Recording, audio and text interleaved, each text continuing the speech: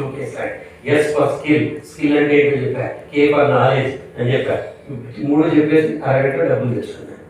Coffee shop అని పేరు పెట్టాను. మనలో పంచపాండవులు ఉంటారు. నాకు దీని ప్రేరణ ఎక్కడి నుంచి వచ్చిందో మీకు చెప్తాను.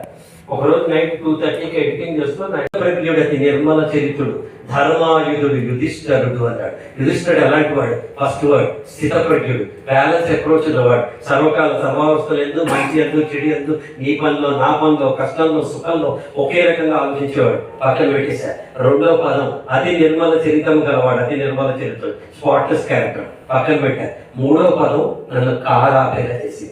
కారాపి మొహం కడుకొని అక్కడ ఉన్న ఒక చిన్న ఇన్విటేషన్ కార్డు పెళ్లిదేదో ఉంటే దాని వెనకాల నోట్స్ రాస్తున్నాను. ఆ 3వ పదం ఏంటంటే ధర్మాయుధులు అన్నాడు. నాకు ఎక్కడ స్ట్రైక్ అయిందంటే ఆ పదము నిజమే కదా.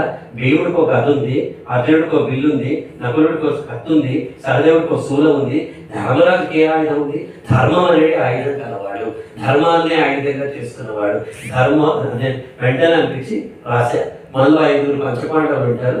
Dharmaraja the king of values, Bhimasena the king of strengths, Arjuna the king of attitude, Nakula the king of skills and Sahadeva the king of knowledge. ఈ 5 నీలో ఉంటే the 6th king the king of success called Srikrishna will be with in you అని ఒక paper మీద రాస్తున్నది. నాకు కనీసం 300 training programmes